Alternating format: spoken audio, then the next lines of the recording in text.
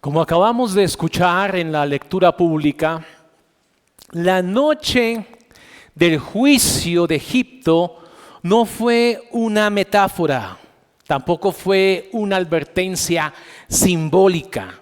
Dios ya había hablado, su palabra ya estaba a punto de cumplirse con una precisión quirúrgica. Así sucedió en los días de Noé.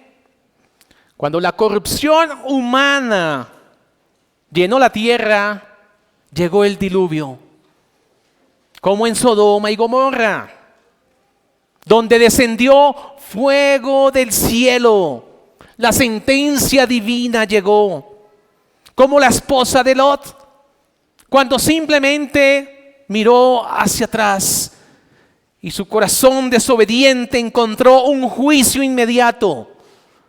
La palabra de Dios nos enseña que el juicio de Dios no retrocede.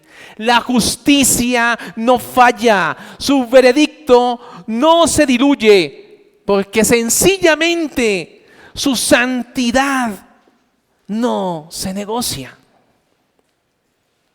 Pero esa misma fidelidad que ejecuta el juicio es la misma fidelidad que garantiza la redención de su pueblo. En Éxodo, Dios no solamente prometió herir a Egipto, sino que también prometió liberar a su pueblo. Y así ocurrió. Mientras el juicio estaba durante toda la tierra, todo el terreno que cubría Egipto, el pueblo de Dios era protegido por la sangre. La noche más terrible para Egipto era la noche más gloriosa para el pueblo de Dios. Dios cumplió su amenaza, cumplió su promesa. Habían aquí dos cosas que estaban ligadas, que venían de la mano: el juicio y la salvación.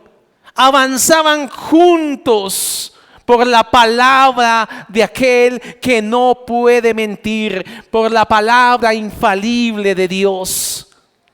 En la vida cotidiana usted se va a encontrar con muchas personas, o no muchas, más bien pocas personas que tienen peso en sus palabras. Personas que son íntegras, que si prometen algo, lo cumplen. Que si advierten algo, actúa. Si da su palabra, ya la comprometió. Esa persona no retira lo que ya ha dicho. Su carácter en la sociedad es respetable, porque cada frase que habla ese personaje es tomado con peso. ¿Cuánto más Dios? ¿Cuánto más el Dios santo y verdadero que no puede mentir? Cuando venimos a Éxodo capítulo 12, vemos precisamente eso. Vemos al Dios cuya justicia se ejecuta sin error. Se ejecuta con toda severidad y precisión. Y también se ejecuta su obra de redención. Se cumple sin falta. Una noche de juicio, pero una noche de liberación. Una noche que aún hoy nos señala y nos apunta a Cristo. El título que le hemos dado a nuestro sermón es Un juicio y una redención prometida. Un juicio y una redención prometida. Veremos dos puntos. El primer punto que veremos es: Dios es fiel en el juicio anunciado. Dios es fiel en el juicio anunciado.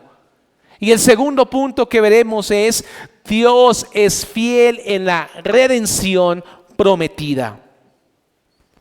Vamos a nuestro primer punto. Dios es fiel en el juicio anunciado. Pongan sus ojos en Éxodo capítulo 4, versículo 23. Es precisamente aquí donde escucha Faraón las palabras duras de juicio.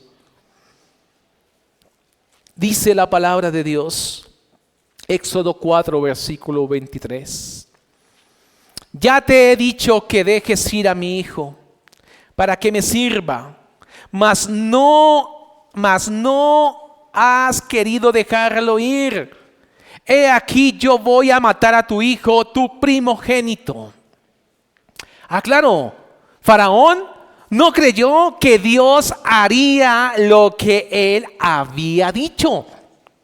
Quizás Faraón pensó que estaba tratando con algo semejante a esta escena conocida de muchos padres, que es aquella escena de una comida o una cena familiar, que el padre mira con severidad a aquel hijo que es un poquito inquieto y le dice en el oído a su pequeño hijo: hijo, si no se comporta, tendrá consecuencias. El niño se aquieta por un momento, pero nuevamente vuelve a sus travesuras. No tiembla. Ese niño tampoco se alarma, porque ese niño ha aprendido que su padre casi nunca cumple sus amenazas. Las palabras de este padre pueden ser palabras muy fuertes, muy firmes, con mucho peso pueden ser las palabras de este padre. Pero la advertencia de ese padre ha perdido su efecto y la autoridad se ha empezado a diluir, porque cada vez que lanza una amenaza no la cumple, ya no produce el efecto en ese niño. Pero no es así con Dios. Dios, cuando habla algo, lo cumple. Él advierte primero. No habla en vano. Él pronuncia amenazas y sus amenazas no son vacías. La palabra de Dios es santa e inmutable. Lo que Él dice que va a hacer, lo va a cumplir. Lo que Él advierte, lo ejecuta. Sus llamados a obedecer, sus advertencias contra el pecado no son aquellos gestos de un padre que quiere intimidar para que su hijo obedezca, sino son expresiones de la verdad de lo que va a ocurrir en su santa justicia. Por eso aquel que escucha la voz de Dios, no debe endurecer el corazón. Pues Dios es fiel tanto en sus promesas como en sus juicios. Miremos Éxodo capítulo 12, versículos 29 y 30. Pongan allí sus ojos. Éxodo 12, versículo 29 y 30.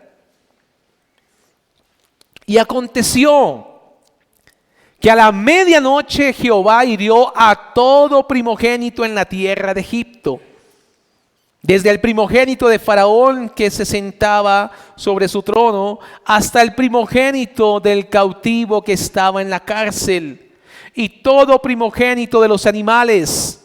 Y se levantó aquella noche Faraón, él y todos sus siervos y todos los egipcios, y hubo gran clamor en Egipto, porque no había casa donde no hubiese un muerto. Faraón no creyó. Y eso es el reflejo del corazón humano. Las advertencias divinas suelen ser desestimadas, como si Dios no fuese a cumplir lo que Él ha dicho que va a hacer. A lo largo de toda esta dispensación cristiana, desde que Jesús asciende hasta hoy, escuchamos en todos los púlpitos: si no se arrepiente, perecerá.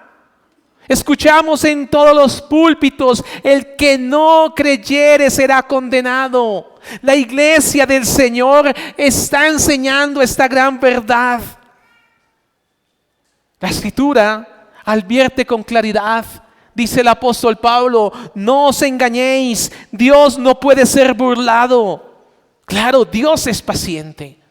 Dios es grande en misericordia, claro que sí. Pero su justicia se mantiene inmutable. Faraón recibió advertencias. Faraón tuvo advertencias claras, llamados claros por parte de Moisés.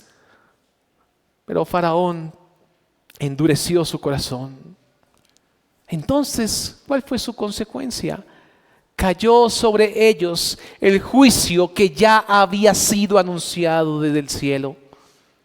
No valía que fuese personas ricas, no valía que fuesen egipcios pobres, no valía ninguna ascensión, no valía nada.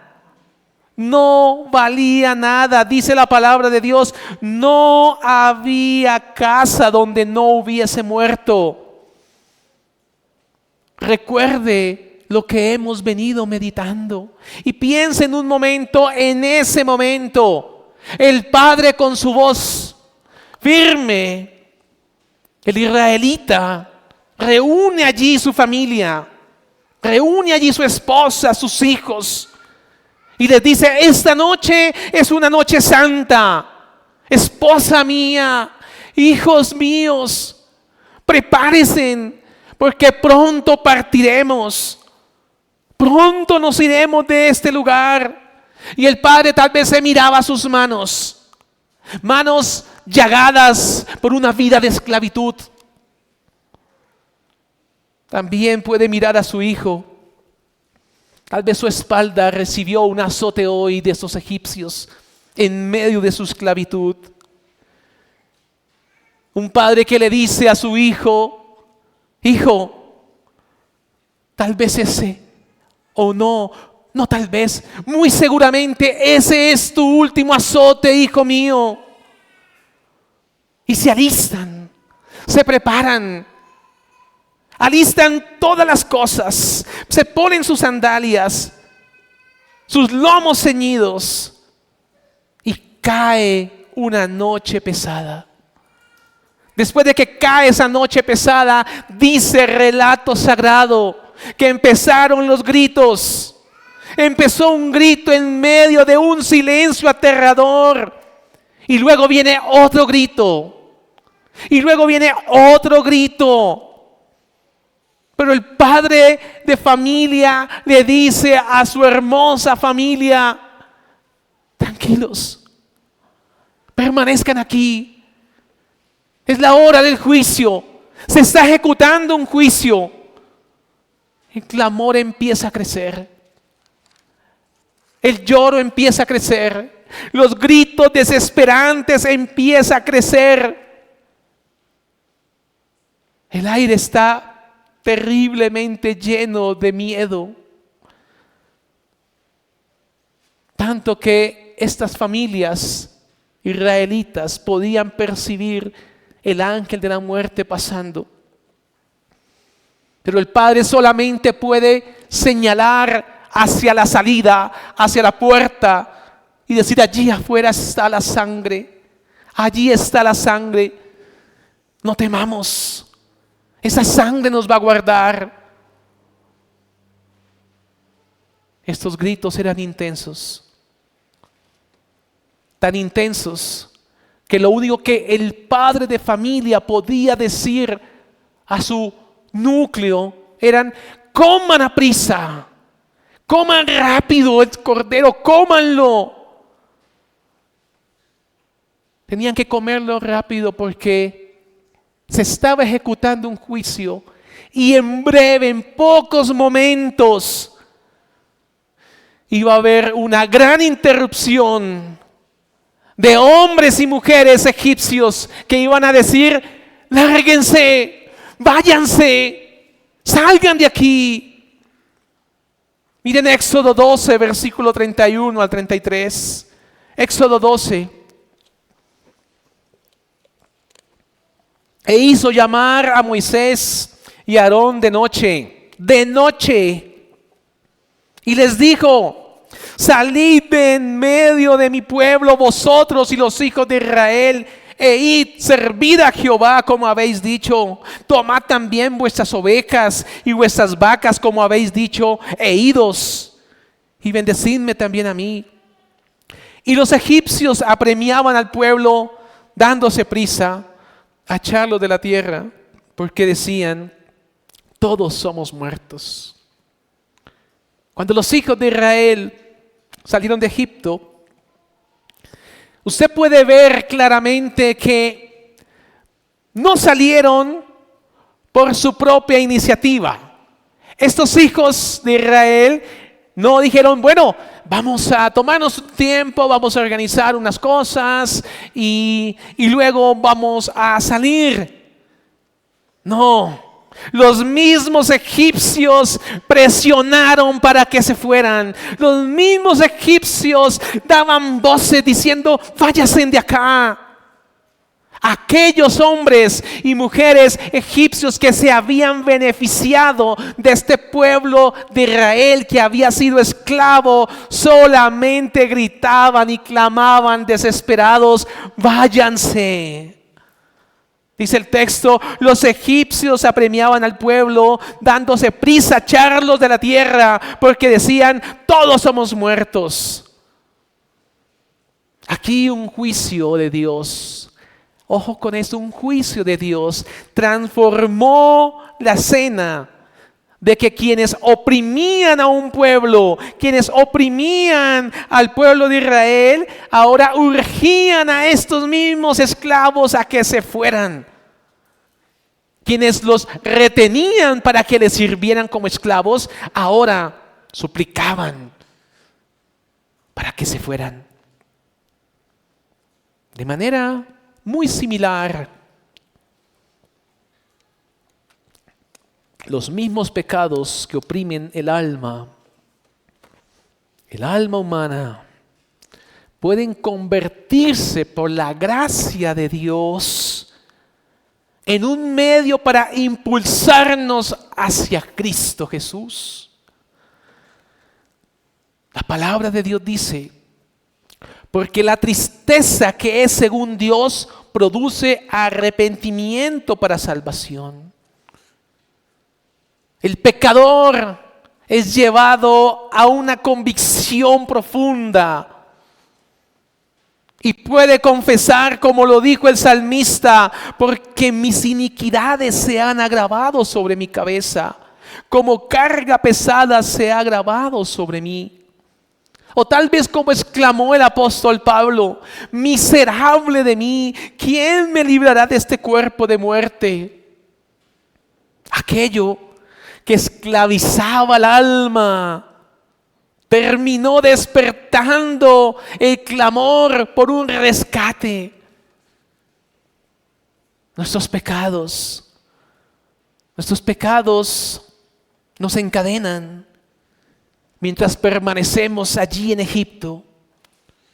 Pero cuando el Espíritu de Dios enrostra nuestra alma a los pecados que tenemos, nos hiere la conciencia, nos quebranta. Esos mismos pecados a los que corríamos y nos alejábamos de Dios son los mismos pecados utilizados para que vayamos a Cristo. Ese mismo peso se convierte en una fuerza que nos impulsa a que busquemos refugio en Cristo. Algo así como aquel niño que juega tranquilamente en su casa. Sale allí al jardín, juega tranquilo, se ríe, es valiente, lanza piedras. Pero de un momento a otro se oscurece el cielo y un trueno suena fuerte. Entonces este pequeño niño sale corriendo desesperado a refugiarse en los brazos de su madre.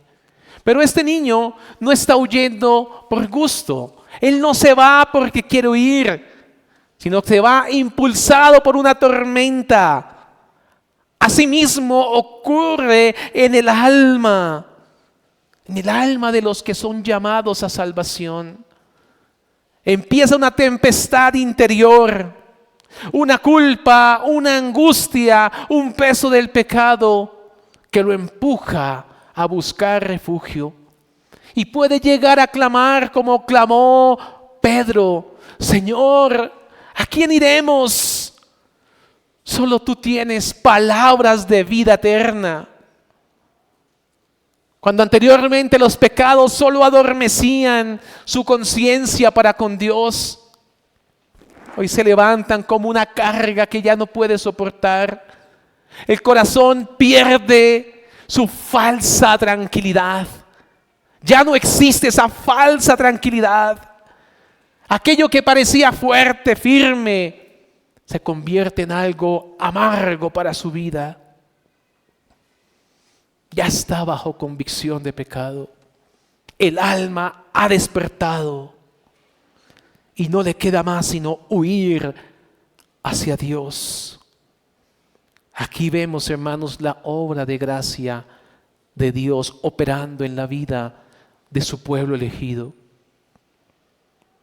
Antes que nos alejábamos de Cristo, ahora sentimos una carga y un aborrecimiento que nos conduce a Cristo. Así como la paloma que se esconde en las rocas de una montaña para que el águila no la mate. Así debemos correr a Cristo, nuestra roca, nuestro único escondite, el único que puede darnos descanso. Dice el apóstol Pablo: porque por medio de la ley es el conocimiento del pecado. Primero viene una conciencia de ser pecadores, y luego de ya ser conscientes y estar despiertos, viene el clamor. El Espíritu Santo nos conduce hacia nuestro Salvador. Así los egipcios expulsaron al pueblo de Egipto. Miremos el versículo 32, Éxodo 12, versículo 32. Dice así: tomad también vuestras ovejas y vuestras vacas, como habéis dicho, e idos y bendecidme también a mí. Y los egipcios apremiaban al pueblo dándose prisa a echarlo de la tierra, porque decían: todos somos muertos. Un hijo de Dios, cuando percibe que tiene la oportunidad de ser libre de su esclavitud, este hijo de Dios no la desaprovecha. No la posterga, no dice después me arrepiento. No, este hijo de Dios no toma esa oportunidad con indiferencia. No, este hijo de Dios, si ve que allí hay salida para agradar a Dios,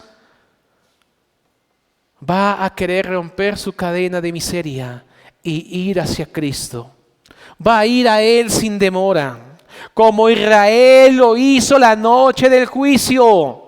La noche de la Pascua no se detuvo a negociar con Egipto, con aquellos egipcios, a decir: permítame, hago estas tareas primero. No, fue con prisa, fue sin vacilación.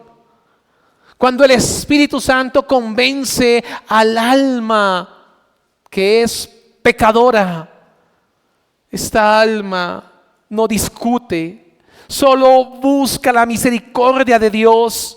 No juega con la paciencia divina, solo aprisa sale en búsqueda del rostro de Cristo, porque está comprendiendo algo que antes no comprendía, que puede ser libre, que llegó el tiempo de la libertad y estar libre del pecado que condena. No es un asunto trivial, sino es un asunto definitivo para la vida del alma humana. tener paz y comunión con Dios. El verdadero creyente no se queda allí contemplando las cadenas del pecado. No dice mañana, luego me arrepentiré. Por lo pronto seguiré asistiendo a la iglesia. Luego buscaré la manera de pedir perdón. No. Cuando Dios abre la puerta, el creyente, el Hijo de Dios, el que hace parte del pueblo de Dios, camina hacia esa puerta para obedecer. Porque aquel Hijo de Dios que ha probado la amargura de saber que es ser pecador, anhela su libertad con diligencia. Porque sabe que la gracia que llama, la misma gracia que convence de pecado, esa gracia que está llamando, también concede la fuerza para salir. Esa gracia que llama al corazón del hombre y la mujer convicta de pecado a que se dé cuenta que es un pecador apartado de Dios.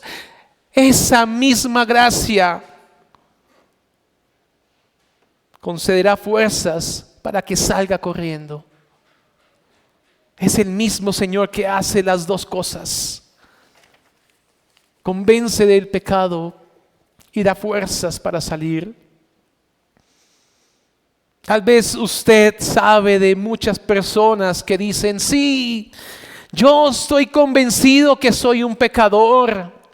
Y habla también de su preocupación espiritual. Dice, sí, realmente, sí, soy pecador. Pero usted se da cuenta que las prioridades de la vida de esa persona son otras completamente diferentes. Esta persona no le importa llegar tarde al servicio. Esa persona, cualquier excusa insignificante es suficiente para no ir a la casa de Dios. Para esa persona el culto vespertino se hace una pesadísima carga. Pero sus palabras suenan muy correctas. Sus palabras suenan precisas. Pero su vida no refleja la urgencia que muestran sus palabras. Su vida no refleja la urgencia de un arrepentimiento genuino delante de la presencia de Dios. Es una convicción más de palabras que de una vida maltratada por un pecado, por la maldad, por un corazón que realmente requiere y anhela la obediencia a Cristo. El llamado que hace el Espíritu Santo en Hebreos es claro. Si oyeres hoy su voz, no endurezcáis vuestros corazones. Recordemos que el texto bíblico nos muestra el afán que tenían estos hombres de Israel. Mírenlo allí en Éxodo 12, versículo 34 a 36. Y llevó el pueblo su masa antes que se leudase, sus masas envueltas en sus sábanas sobre sus hombros, e hicieron los hijos de Israel conforme al mandamiento de Moisés, pidiendo que de los egipcios alhajas de plata y de oro y vestidos. Y Jehová dio gracia al pueblo delante de los egipcios, y les dieron cuanto pedían. Así despojaron a los egipcios.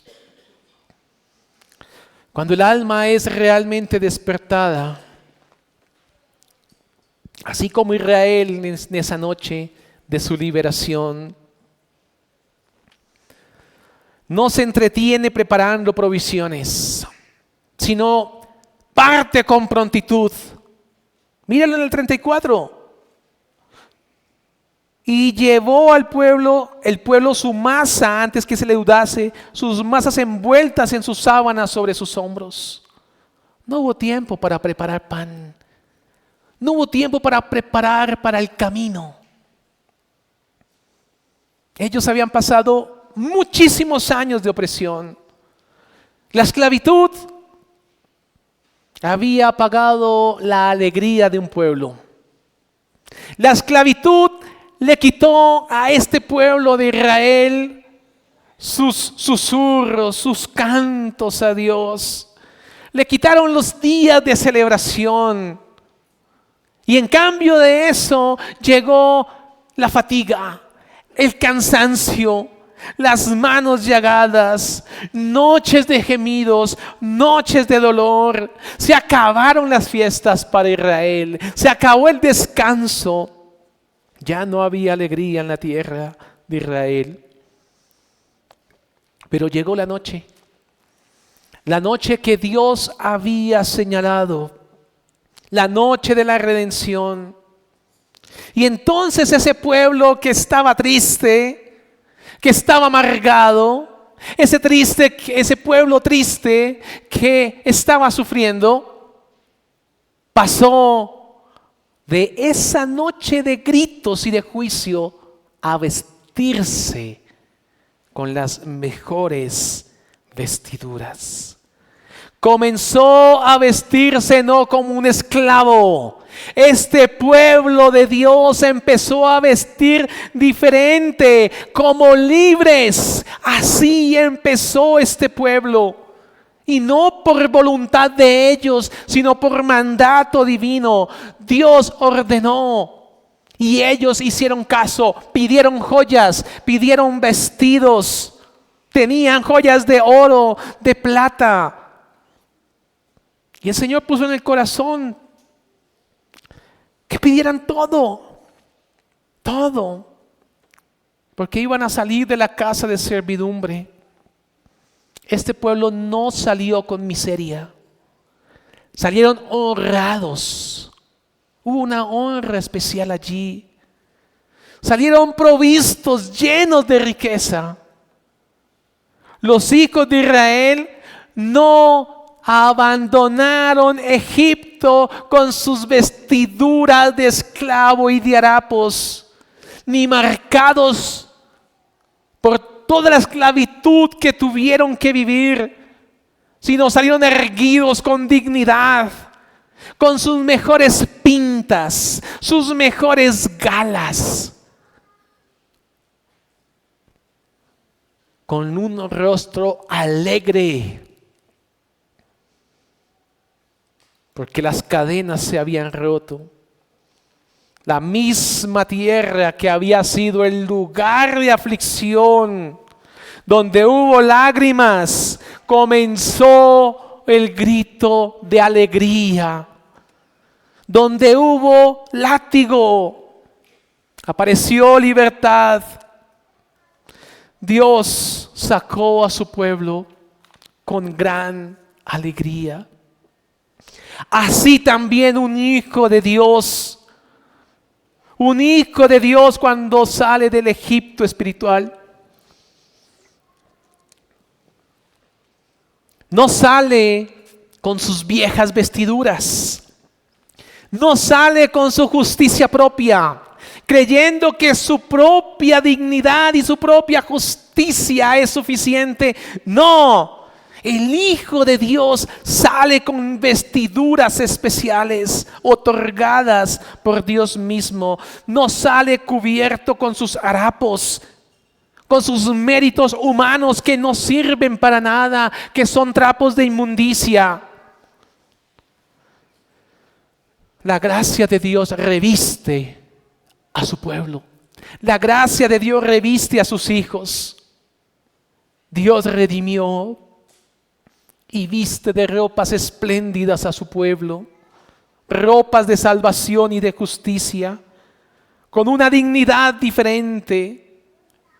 Dice el profeta Isaías: me vistió con vestiduras de salvación, me rodeó de manto de justicia. Aquí vemos la salvación como una vestidura, como un cambio de ropa. Y dice el apóstol Pablo: de Cristo estáis revestidos. La nueva identidad para el Hijo de Dios es vestirse de Cristo. Y dice también el apóstol Pablo cuando escribe a los Corintios, para que nosotros fuésemos hechos justicia de Dios en Él. No llevamos nuestra justicia. Nuestra justicia no sirve para nada. Solo la justicia de Cristo. Pensemos en un momento. ¿Quién era aquel hombre? Bueno, podían pensarlo si algún egipcio tuviese la oportunidad de ver la escena, de ver un israelita bien vestido, con su ropa nueva, con joyas, con toda la dignidad. Este egipcio podría decir: ¿quién es este que veo allá? ¿No es aquel que era esclavo y que vivía en la fábrica haciendo ladrillos? ¿Que vivía cansado? ¿Que vivía humillado? ¿No es ese que caminaba encorvado de tanto trabajar? ¿Cansado? ¿Esclavo? Pero ¿por qué ya no se ve así? Ahora se ve digno. Ahora se ve con otro tipo de vestido. Ahora no parece ese. Su dignidad ha sido cambiada. Hermanos, donde estuvo la opresión por el pecado,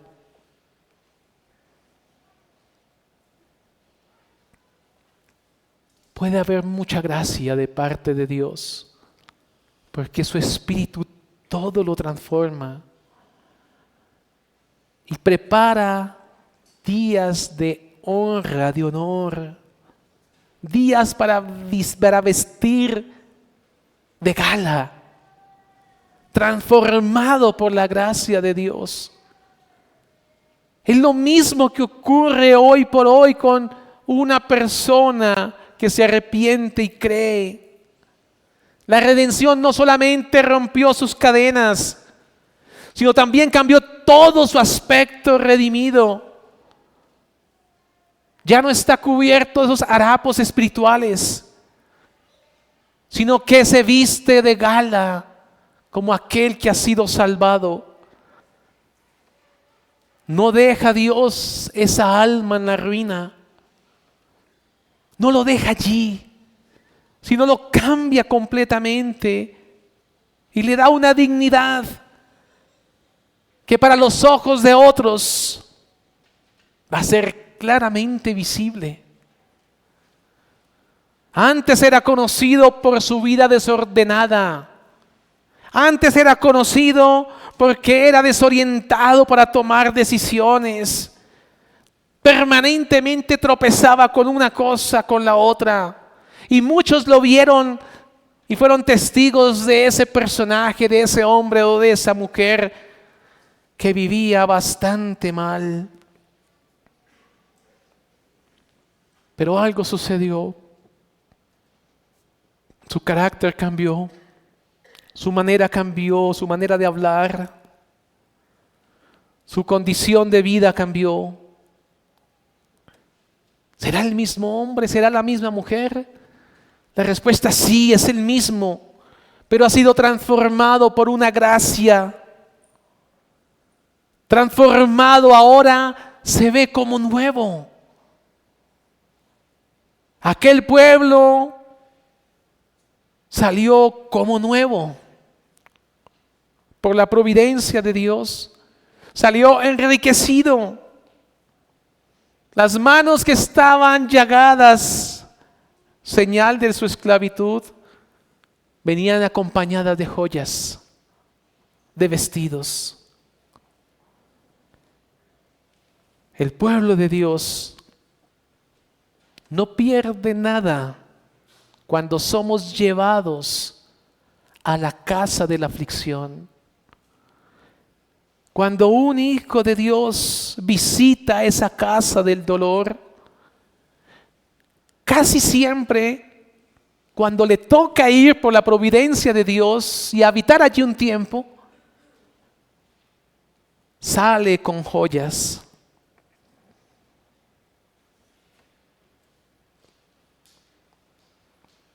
Tal vez puede usted ver algún hermano o alguna hermana que ha aprendido a ser humilde y usted le ha visto la transformación, cómo el Señor lo ha llevado a ese cambio.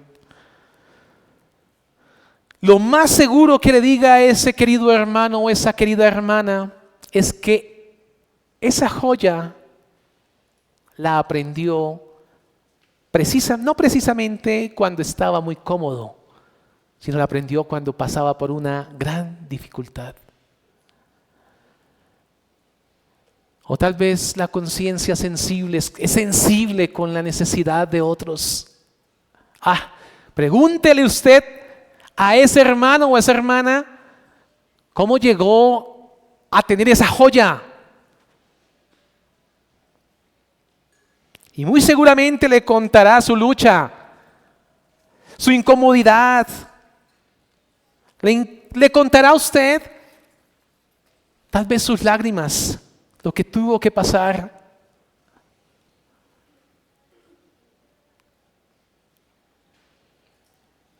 Tal vez muchos creyentes pueden dar testimonio de que caminaron confiados de sí mismos durante mucho tiempo, hasta que su fragilidad se expuso. Cayó, ofendió al Señor, y ya su corazón fue quebrantado, su corazón orgulloso fue quebrantado, su alma se llenó de tristeza. Pero no quedó allí. Se pudo haber abierto una puerta en la que iba a aprender a orar, a depender de Dios, a ser sincero cuando invoca el nombre del Santísimo, a depender de Él y de su gracia, a caminar más vigilante. Ya no camina tan desprevenido, ahora está atento. Hoy camina más calmado, más suave. Pero llegar a eso pudo haber sido un tanto doloroso. Pero fue la manera que en la misericordia de Dios adquirió esas joyas. Algunos han aprendido en medio de la enfermedad. Y vemos muchas biografías de muchos cristianos que han aprendido a recolectar joyas en medio de la enfermedad. Las fuerzas se fueron. Ya lo único que queda es lo único que debía quedar: depender de Él, depender de su misericordia, depender de su buena voluntad. Tal vez otros aprendieron en la pérdida, cuando el corazón fue allí herido.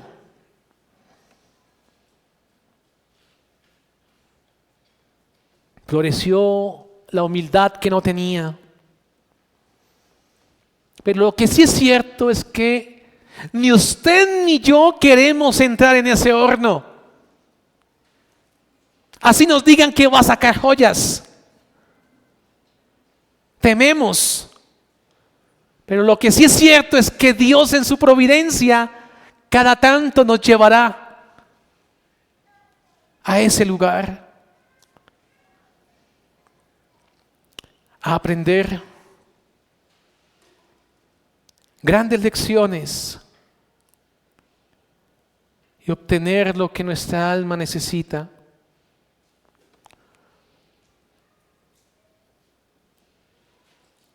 Habiendo visto la fidelidad de Dios y la ejecución de su juicio, Veamos ahora hacia otra gracia que sucedió esa misma noche.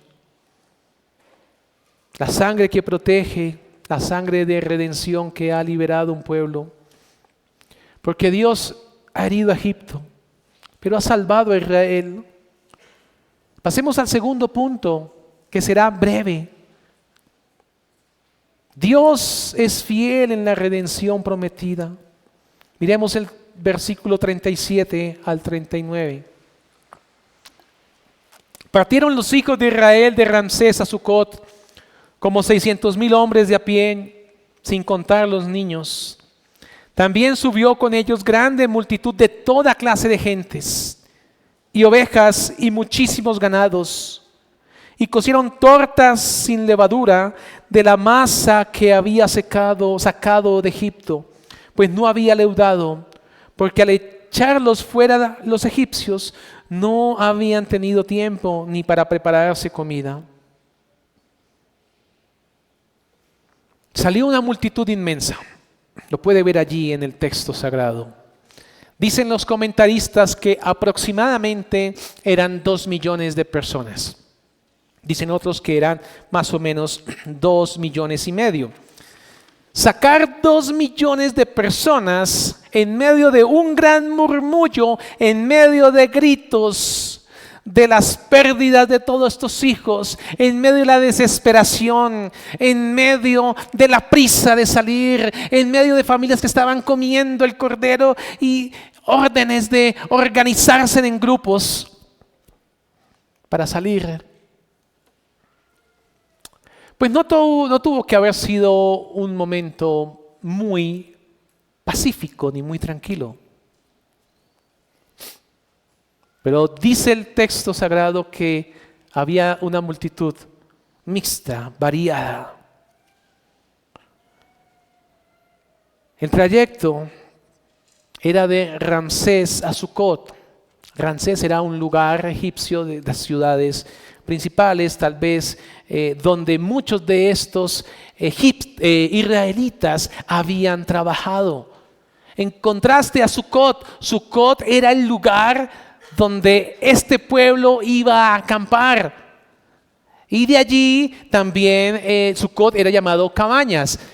Sucot era el lugar donde al hacer las llamadas, allí vivía este pueblo, y de ahí empezó la fiesta, una de las fiestas más importantes para la nación de Israel, que era la fiesta de los tabernáculos.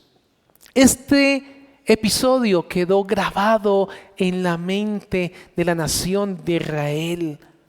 Durante todas las generaciones se recordaba este tiempo de salir de la casa de servidumbre, salir de allí donde estaban las cadenas.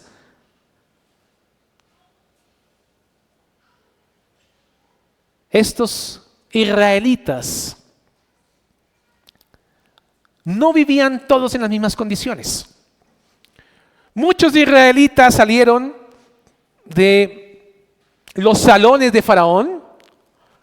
Otros israelitas salieron de casas de Egipto, de egipcios, como esclavos.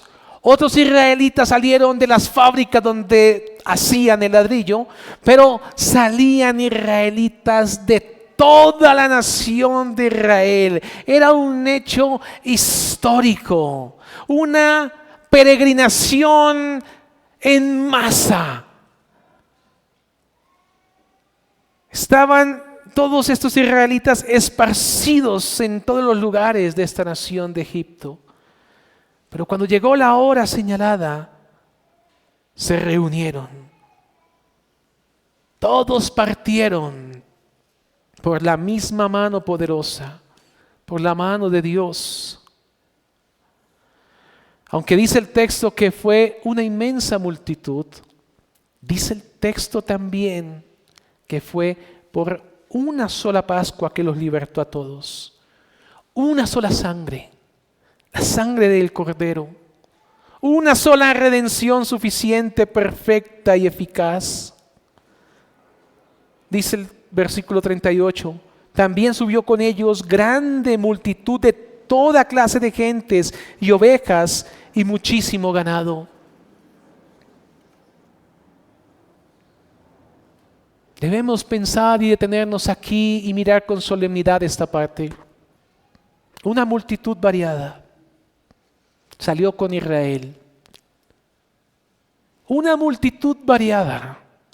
Quizás también habían muchas personas de Egipto descontentas por vivir allí, tal vez no les iba nada bien. Muchos de ellos tal vez eran presos, muchos de ellos eran gente malvada, gente que ni siquiera los egipcios los querían.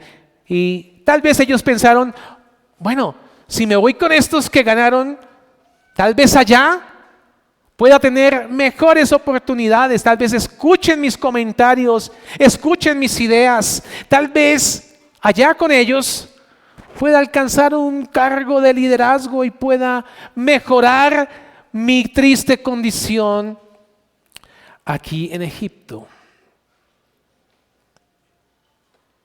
Dicen muchos teólogos que estos fueron los hombres que incitaron al pueblo a mucha maldad, a mucho pecado. Estas personas salieron también aprovechando la oportunidad. Pero estos egipcios no rociaron la sangre en los dinteles de sus casas. Estos egipcios no comieron del cordero. Estos egipcios no hacían parte del pueblo del pacto. Dice el versículo 43 de Éxodo 12, ningún extraño comerá de ella. Y esta gente era gente extraña. No basta caminar cerca de la iglesia. No basta caminar cerca de los creyentes. No basta venir a la iglesia. No basta decir yo creo que voy a ir al cielo y tal vez nunca la sangre del cordero ha sido rociada sobre su vida. No basta con decir creo que iré a la ciudad celestial y no tiene comunión con Cristo. Satisfechos con una apariencia de ser cristianos, pero son sepulcros blanqueados. Lucen correctos por fuera, pero por dentro permanece la muerte espiritual. Eso era esa multitud. Muchos prisioneros que aprovecharon y murieron los primogénitos, el carcelero dejó abierto y se fueron aquellos presos. ¿Y cuántas otras situaciones tuvieron que haber pasado para unirse a esta gran multitud? Amigo, si usted no ha venido a Cristo en arrepentimiento, la Escritura lo coloca a usted entre la multitud, pero la multitud variada. No basta que camine junto con los que aman a Dios. Usted se debe preguntar, querido amigo, ¿tiene la sangre de Cristo pintada en su puerta? ¿Ha comido del Cordero? ¿Se alimenta de Cristo? ¿Se alimenta de su presencia? ¿Cristo es su Cordero Pascual? ¿Usted ya fue limpiado de su vieja levadura? ¿Usted ya es una masa nueva? Puede mirarlo en 1 Corintios 5:7. Busque este texto, 1 Corintios 5:7. Dice la palabra de Dios, limpiaos pues de la vieja levadura para que seáis nueva masa, sin levadura, como sois, porque nuestra Pascua, que es Cristo, ya fue sacrificada por nosotros. ¿Cristo ya es su Pascua? ¿O usted descansa en una falsa seguridad moral? Yo no le hago mal a nadie, yo no hago nada perverso, no tengo vida escandalosa. Soy también religioso, asisto. Como si fuera un israelita.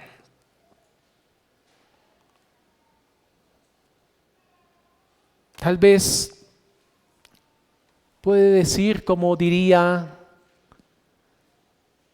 un egipcio: yo no tenía mi puerta pintada con sangre, pero sí la tenía coloreada con una pintura carmesí muy similar a la sangre. O tal vez podría decir un israelita: yo mezclé sangre y un poco de agua y pinté el dintel. Pues si hubiese pasado el ángel de la muerte en esas condiciones, ese primogénito hubiese muerto. Y tal vez podemos decir cualquier cantidad de ejemplos de justicia propia. Puede parecer respetable, lógico, razonable, como usted quiera decirlo, pero no va a proteger su alma del veredicto divino. No tenga una confianza equivocada. Sin derramamiento de sangre no hay remisión, y la sangre ya fue derramada. Como lo dijo el apóstol Pablo, ya fue sacrificada por nosotros. Permítame cerrar con esto. La Pascua nos revela que Dios, el Dios que ejecuta el juicio, es el mismo que provee la redención, y que únicamente aquellos amparados en Cristo no beberán del juicio. Arrepiéntase, cree en Cristo con todo su corazón, y que usted pueda decir: Cristo es mi Pascua. Y que usted pueda participar de la verdadera libertad, del descanso del alma y de la esperanza de los que no perecen. Oremos. Padre celestial, te damos gracias por tu bendita palabra. Gracias, Padre, porque has proveído un cordero para la salvación del alma. Oramos por aquellos que tienen una paz falsa. Quieras tú desbaratar esa paz y que ellos puedan ser confrontados por tu verdad y puedan huir a Cristo y amar a Cristo con todo el corazón. Te pedimos por tu pueblo santo, para que podamos tener hermosa comunión de oración con Cristo, llenos de tu verdad, llenos de tu espíritu, llenos de tu palabra. Que tu pueblo hoy salga alimentado de esta hermosa comunión. Padre, ayuda a tu pueblo, Señor, para que podamos vivir con estas joyas que honren tu nombre, joyas de la humildad, de una conciencia sensible. Ayuda a tu pueblo, por favor, Padre. Rogamos, Señor, para que tu palabra dé mucho fruto en nuestras almas. A ti sea la gloria, Padre. Lo pedimos todo en los méritos del Cordero, de tu Hijo Jesucristo, y para tu gloria. Amén.